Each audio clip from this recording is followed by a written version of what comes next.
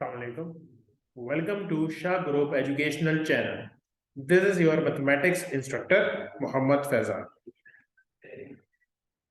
Class metric, subject mathematics और chapter name is sets and function.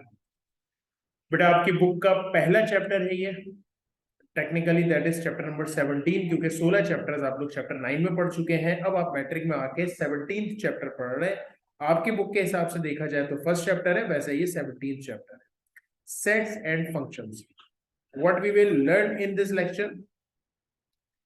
We will learn about sets, representations of set, subsets with its types.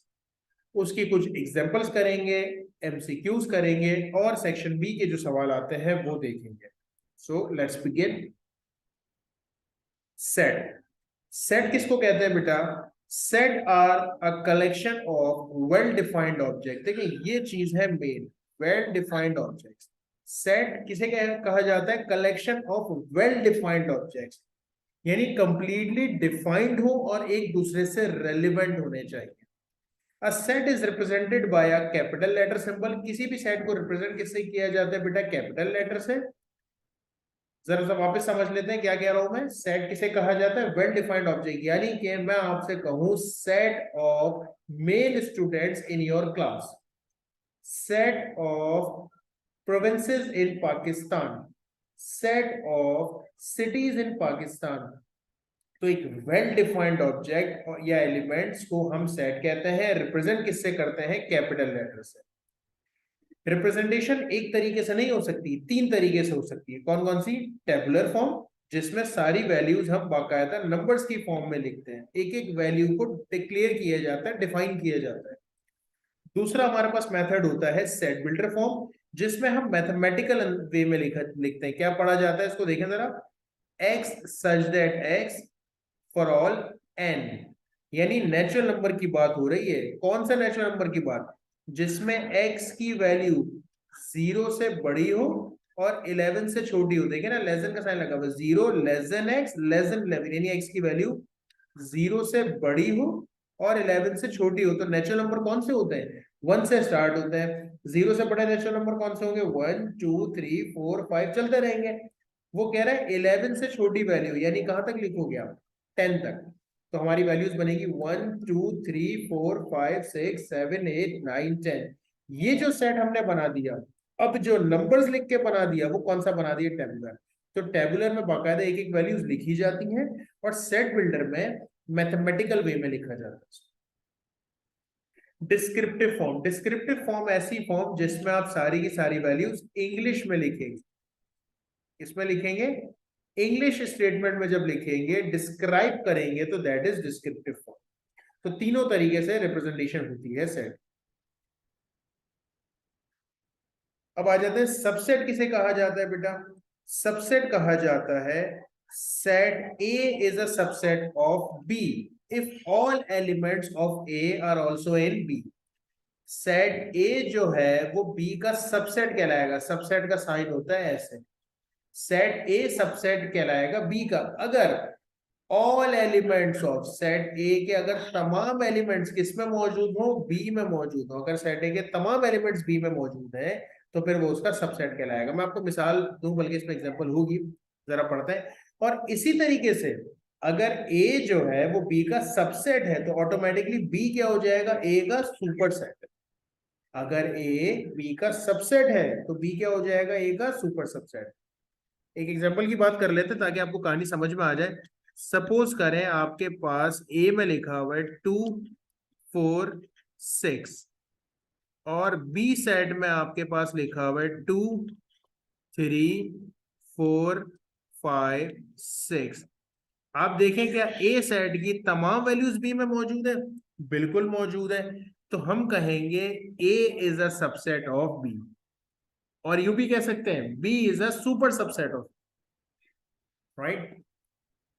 Proper and improper set. अब इसमें दो तरह के subset होते हैं, एक प्रॉपर होता है, एक इम्प्रॉपर होता है।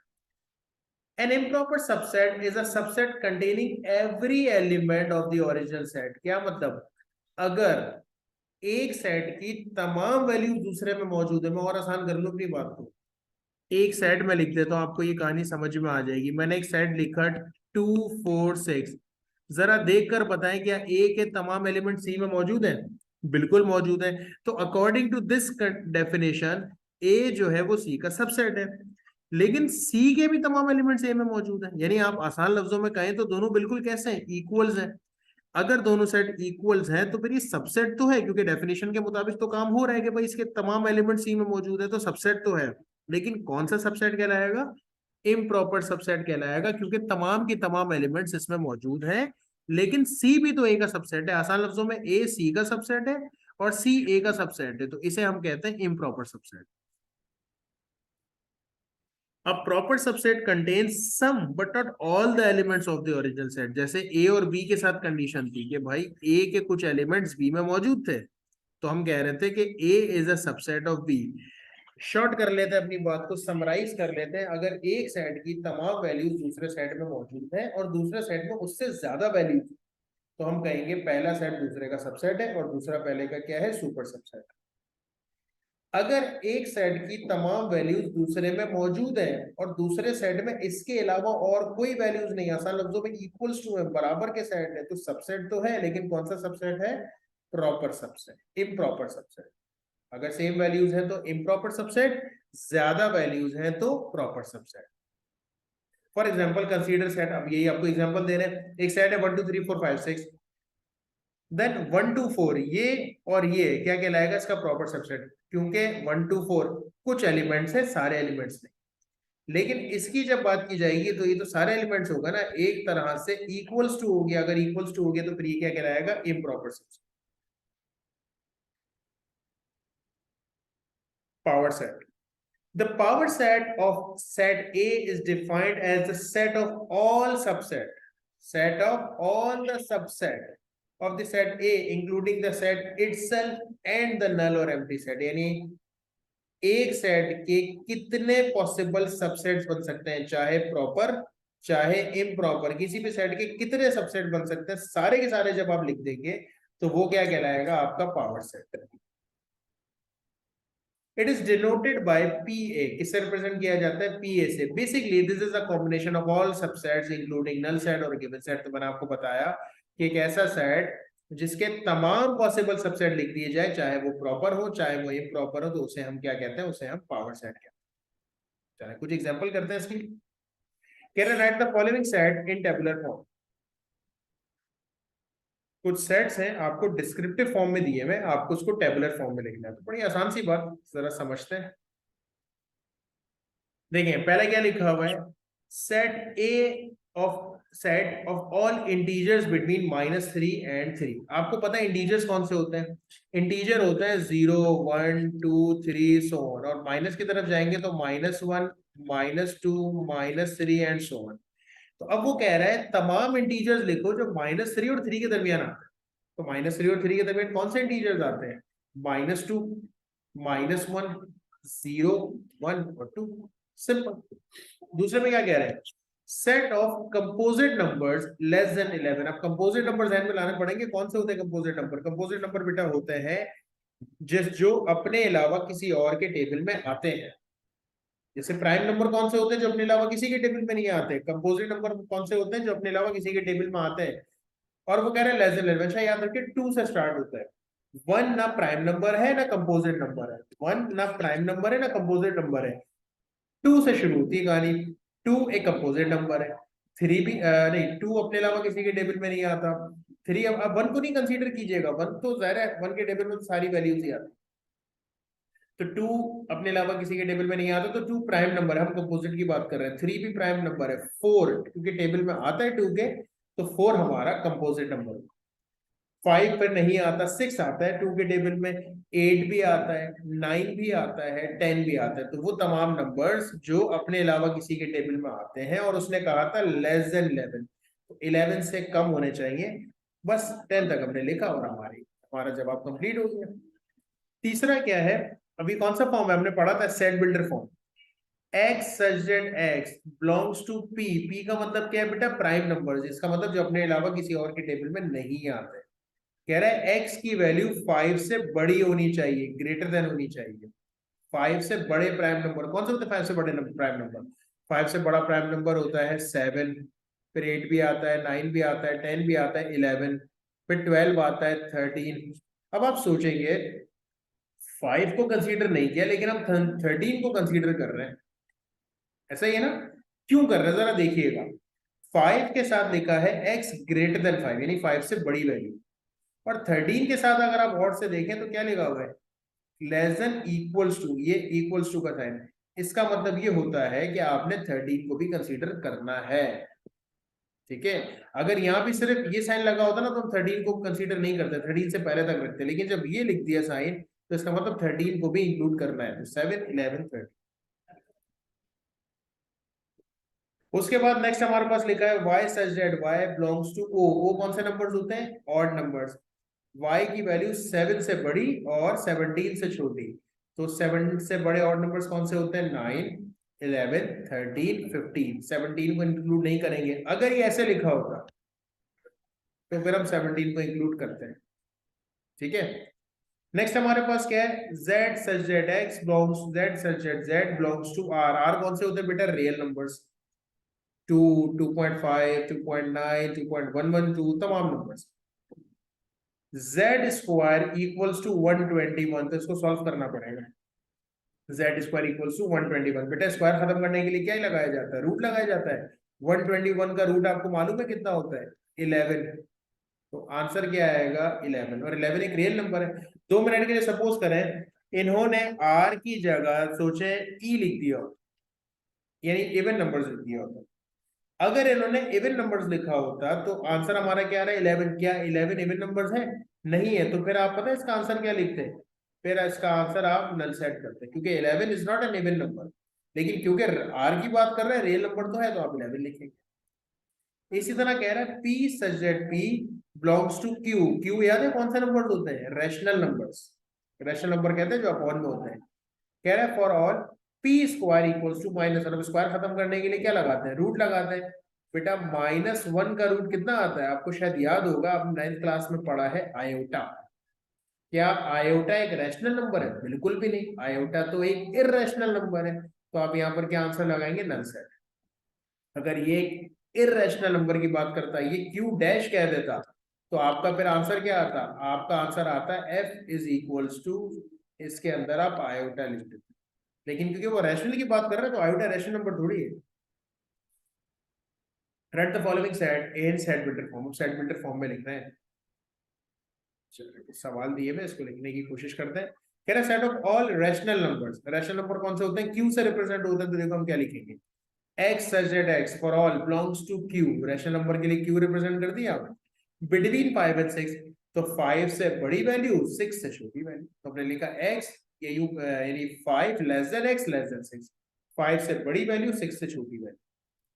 दूसरे में कौन सा नंबर था? 1, 2, 3, 4, 6, 12।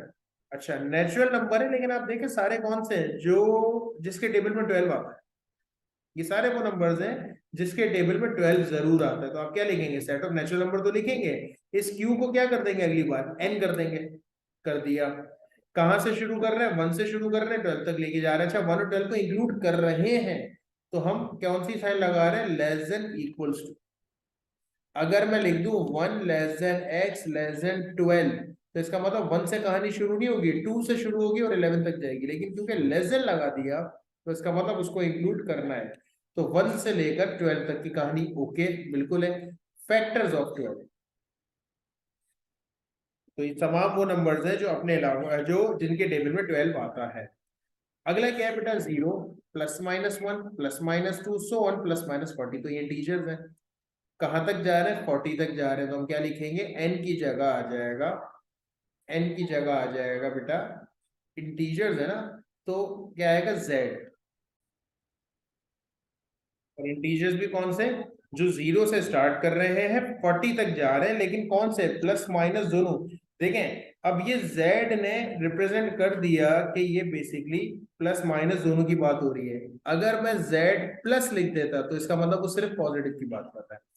अगर मैं z माइनस लिख देता तो इसका मतलब सिर्फ वो नेगेटिव की बात कर रहा है, लेकिन सिर्फ z लिखा है, इसका मतलब मैं पॉजिटिव नेगेटिव दोनों की बात कर रहा हूँ। तो 0 से वैल्यू शुरू हो रही है, 40 तक जा रही है, और मैंने ये वाला साइन लगाया, इसका मतलब 40 को भी इंक्लूड करना है। अगले कौन सा नंबर है? -4, -2, 0, 2, 4, यानी कि इवन नंबर्स। -4 से शुरू हो रहे हैं, 4 पे खत्म हो रहे हैं, तो जो ये z लिखा है यहाँ पर इवन नंबर के लिए क्या आ जाएगा? e आ जाएगा। -4 से वैल्यू शुरू करें और 4 तक ले जाए, तो -4 लेस देन इक्वल से, यानी -4 को 4 को इंक्लूड करना है, तो -4 से स्टार्ट करें और 4 पर खत्म करें। अगला क्या है? 1, 4, 9, 16, 25। क्या समझ आ रहा है इसमें? समझ ये आ रहा है कि सब किसी के स्क्वायर है। देखिए पहला 1 का स्क्वायर है, दूसरा 2 का स्क्वायर है, फिर 3 का स्क्वायर है, फिर 4 का स्क्वायर है, फिर 5 का स्क्वायर है। तो 1 से लेकर 5 तक की गिनती चल रही है, लेकिन सबके स्क्वायर चल रहे हैं। क्या लिखेंगे? 1 से लेकर 5 नेचुरल नंबर है ना, तो for all belongs to natural number करेंगे। 1 से लेकर 5 तक लेके जाना है, लेकिन x नहीं, x स्क्वायर चल रहा है, सबके स्क्वायर चल रहे हैं ना बेसिकली। तो आप क्या करेंगे? 1 से लेकर 5 तक के नंबर्स तो हैं, लेकिन उनके स्क्वायर्स हैं, तो आपने x पे भी क्या लगा दिया? स्क्वायर। क्यूब होता तो क्यूब लगा देते, नॉर्मल 1 से लेकर 5 होता तो सिर्फ x लिखते। -1, -3, -5, -7, ये सारे क्या है? Odd numbers. नेगेटिव साइड पे जा रहे हैं, तो आप क्या लिखेंगे? ऑड नंबर्स के लिए O किया। -1 से गिनती स्टार्ट हो रही है और खत्म नहीं हो रही, डॉट डॉट डॉट है ना, चलती जा रही है, चलती जा रही है, चलती रहे। तो -1, -3, -5, -7 चलते चलते चलते कोई एंड नहीं है। इसलिए देखिए मैंने आपको सेकेंड पार्ट यहाँ पर नहीं लिख के दिया, क्योंकि एंडिंग नहीं है ना। 2 मिनट के लिए सपोज करें यहाँ -9 पे एंड हो जाता, तो अभी यहाँ पर -9 लिख देते, लेकिन क्योंकि एंड नहीं है तो आप इसको कंटिन्यू चलने देंगे। इंफिनिटी कहलाता है बेसिकली। अभी पढ़ेंगे इस तरह का सवाल, बल्कि आ गया। Classify the following as finite and infinite set. बेटा फाइनाइट सेट वो जिसको गिन सकते हैं, इनफाइनाइट सेट वो जिसको गिन नहीं सकते, कैलकुलेट नहीं कर सकते, काउंट नहीं कर सकते। Set of Asian countries, Pakistan, India, Sri Lanka, Bangladesh, तमाम एशियन कंट्रीज को आप काउंट कर सकते हैं। चाहे ज्यादा है तो क्या हो, काउंट तो कर सकते हैं। अगर काउंट कर सकते हैं तो इसका मतलब वो फाइनाइट सेट।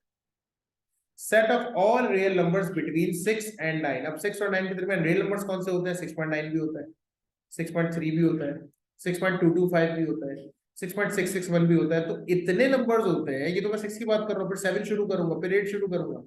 इतने नंबर्स हैं कि आप लिख नहीं सकते, कैलकुलेट नहीं कर सकते, काउंट नहीं कर सकते, तो that is infinite set. Set of all even prime numbers. Even prime numbers ऐसे नंबर्स है कि दो चीजें बोल रहा है, इवन नंबर भी हो और प्राइम नंबर। पहले तो इवन की बात करना है, कौन से होते हैं इवन नंबर? 2, 4, 6, 8, 10। फिर प्राइम नंबर वो होते हैं जो अपने अलावा किसी के टेबल में नहीं आते। तो 2 एक वाहिद ऐसा इवन नंबर है जो अपने अलावा किसी के टेबल में नहीं आता। तो क्योंकि इसके बाद के जितने भी इवन नंबर्स हैं, 4 वो 2 के टेबल में आता है, 6 वो भी 2 के टेबल में आता है, 8 वो भी 2, तमाम इवन नंबर्स 2 के टेबल में आते हैं, तो वो प्राइम नंबर तो हुआ ही नहीं। तो प्राइम नंबर तो सिर्फ एक ही हुआ, 2। तो आप आंसर क्या लिखेंगे? That is finite. That is not infinite, that is finite set. Set of all odd numbers less than 5। Odd numbers 5 से छोटे कौन से होते हैं? ऑड नंबर 1, 3, दो ही नंबर्स हैं, तो that is finite. Got it? Right power set of the following set. अब पावर सेट की डेफिनेशन में आपको पढ़ा चुका हूं। क्या होता है पावर सेट? जिसमें तमाम पॉसिबल सबसेट्स लिख दिए जाए, चाहे प्रॉपर हो चाहे इम्प्रॉपर। तो पहले तो इसका सेट बनाते, क्या बनेगा इसका सेट? इंटीजर्स, यानी माइनस की भी सारी वैल्यू, पॉजिटिव की भी सारी वैल्यू। कह रहा है -1 से बड़ी वैल्यू और 4 से छोटी वैल्यू। तो बेटा -1 से बड़ी वैल्यू होती है 0, बड़ी की बात कर रहा हूँ, माइनस से आ रहे हैं, तो 0, 1, 2, 3, 4 को इंक्लूड नहीं करेंगे। 0, 1, 2, 3 ये आपका सेट बन जाएगा। अब तमाम पॉसिबल सबसेट्स क्या बन सकते हैं? याद रखिएगा, एक सबका सबसेट होता है, that is null set. Null set तो हर किसी का ही सबसेट है। तो पहला बनेगा नल सेट, दूसरा बनाएंगे सिर्फ 0, तीसरा फिर सिर्फ 1, फिर सिर्फ 2, फिर सिर्फ 3। यानी पहले हमने सिंगल सिंगल के सेट बनाने, फिर हमने डबल डबल के, फिर 3 3 के, फिर 4 4। पहले मालूम कर लेते हैं टोटल सेट बनेंगे कितने। बेटा कितने एलिमेंट्स हैं? 1, 2, 3, 4, 4 एलिमेंट्स हैं। तो जितने एलिमेंट्स होते हैं 2 की पावर रख लेते हैं, 2 की पावर 4 रखी, कितना आंसर आएगा? 2 की power 4, 2 to the 4, 4 to the 8, 8 to the 16। तो पहले आपको ये पता चल गया कि टोटल जो सबसेट्स आप बनाएंगे वो कितने बनेंगे? 16। अब बनाते हैं। क्या बताया मैंने सबसे पहले ना, जो पावर सेट होता है, ये सबसे पहला जो सबसेट होता है वो कौन सा होता है? Null set. फिर हमने सिंगल सिंगल वैल्यू कर ली, 0, 1, 2, 3। अब डबल डबल करते हैं, 0 के साथ 1 किया, 0 के साथ 2 करते हैं, 0 के साथ 3, यानी 0 के साथ तमाम वैल्यूज कर ली। फिर अब 1 की बारी, 1 के साथ 2, 1 के साथ 3, ये दो वैल्यूज 1 के साथ हो गई, अब एक आखिरी 2 हो गई।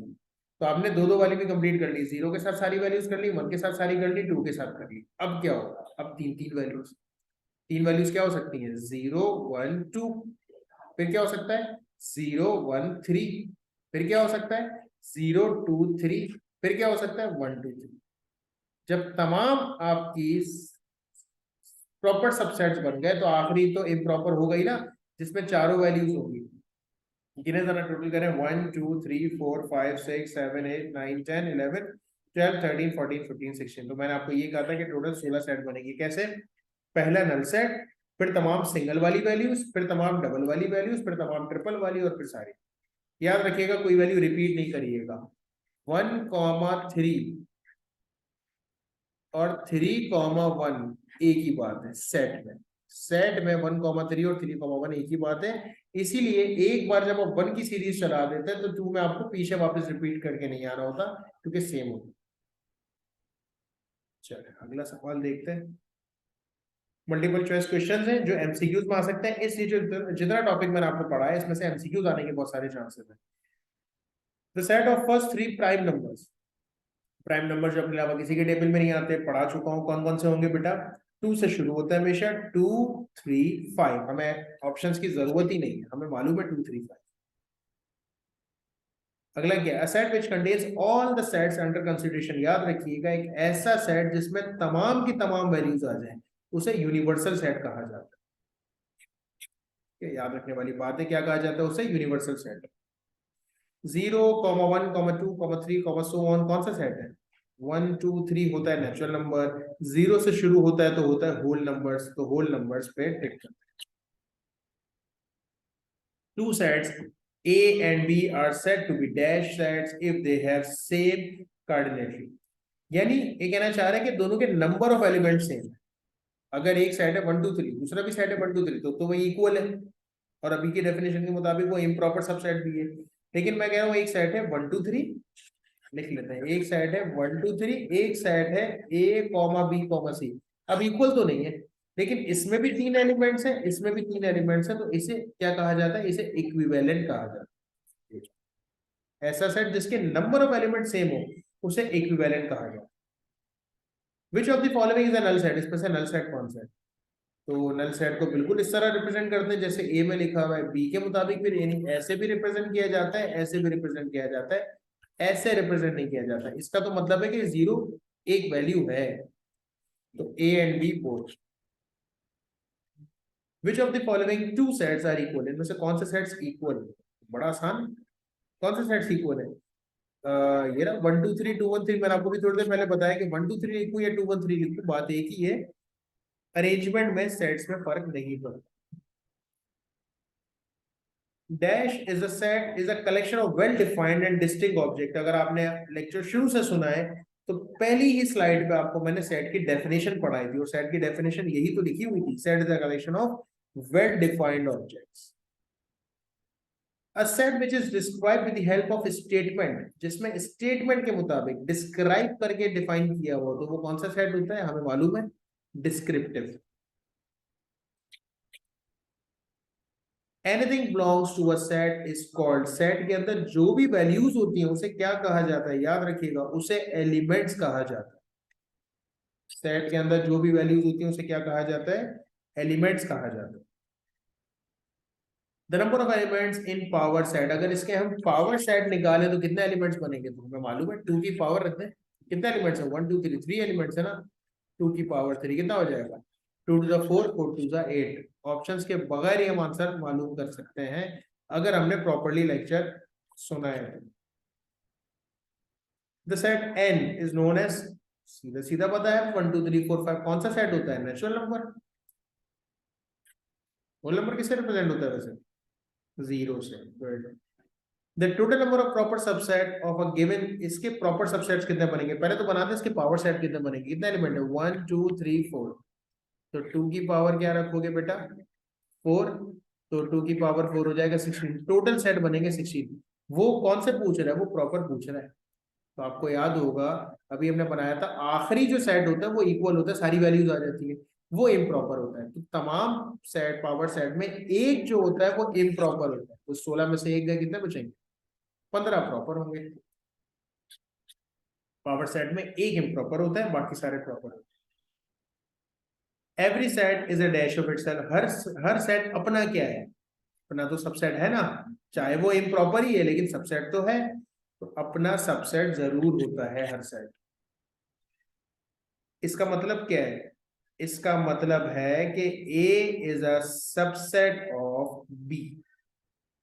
ठीक है।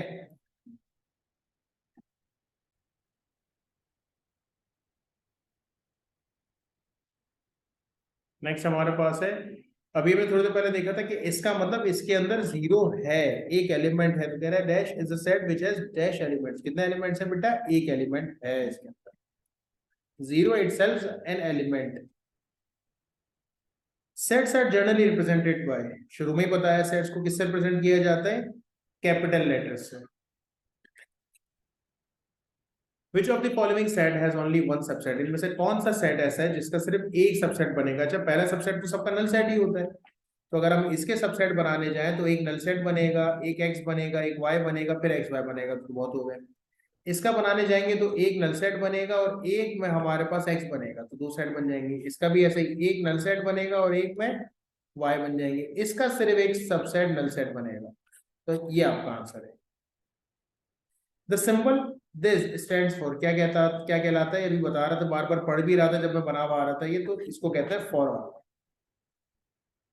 Last MCQ, two equivalent sets may not be. Equivalent set किसको कहते हैं? अभी थोड़ी देर पहले बताया मैंने आपको, जिनके दोनों के एलिमेंट्स बराबर हो, नंबर ऑफ एलिमेंट्स बराबर हो। तो क्या वो एक दूसरे के सबसेट नहीं हो सकते? मे नॉट कह रहा है। तो सबसेट हो सकते हैं, पहले में भी अगर 1 2 3 और दूसरे में भी 1 2 3 तो सबसेट तो हो जाएंगे। उसके बाद अगर मैं सुपर सेट की बात करूंगा तो उसके मुताबिक सुपर सेट में ज्यादा एलिमेंट्स होते हैं, यानी कि अगर एक में 1 2 है तो दूसरे में 1 2 3 4 होगा, ज्यादा एलिमेंट्स होंगे। तो हाँ, इक्विवेलेंट सेट कभी भी एक दूसरे का सुपर सेट नहीं हो सकता। अच्छा, इक्वल, इक्वल हो सकता है, एक में भी 1 2 3, दूसरे में भी 1 2 3, दोनों इक्विवेलेंट भी और इक्वल भी है। नॉट इक्वल, हाँ, पहले में 1 2 3, दूसरे में ABC। तो इसका मतलब आंसर सिर्फ यही बचा। ना ये आंसर है, ना ये आंसर है, ना ये आंसर है।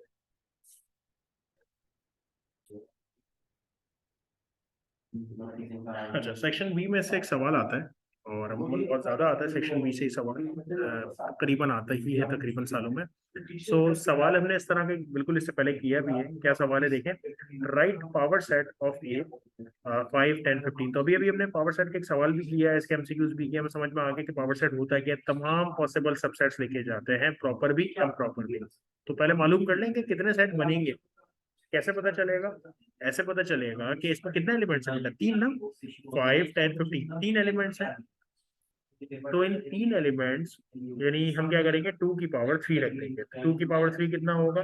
2 टू द 4, 4 टू द 8। ठीक है, अब इसका मतलब 8 सेट्स बनेंगे। अच्छा, अब पावर सेट्स में तमाम पॉसिबल सबसेट्स लेके जाते हैं। तो पहला सबसेट क्या बनेगा? मैंने आपको बताया, पहला हमेशा नल सेट ही बनता है। तो पहला आपने नल सेट बनाया, फिर आप सिंगल सिंगल वाली वैल्यूज करेंगे, 5 10 15। ठीक है, पहले आपने सिंगल सिंगल वाली वैल्यूज कर ली, अब आप डबल डबल करें, 5 के साथ 10, 5 के साथ 15 और 10 के साथ 15। फिर उसके बाद तीनों वैल्यूज एक साथ दिखती है, जरा काउंट करें, 1 2 3 4 5 6 7 8। तो जब 8 वैल्यूज बन गई तो ये आपका पावर सेट हो गया कंप्लीट। आपको मालूम है इसमें कि लास्ट वाला इम्प्रॉपर सबसेट है और बाकी सारे क्या कहलाएंगे बेटा? Proper subset. सो होपफुली बात समझ में आ गई होगी। इंशाल्लाह अगली क्लास में इसको कंटिन्यू करेंगे। That's enough for today. Thank you so much. Allah Hafiz.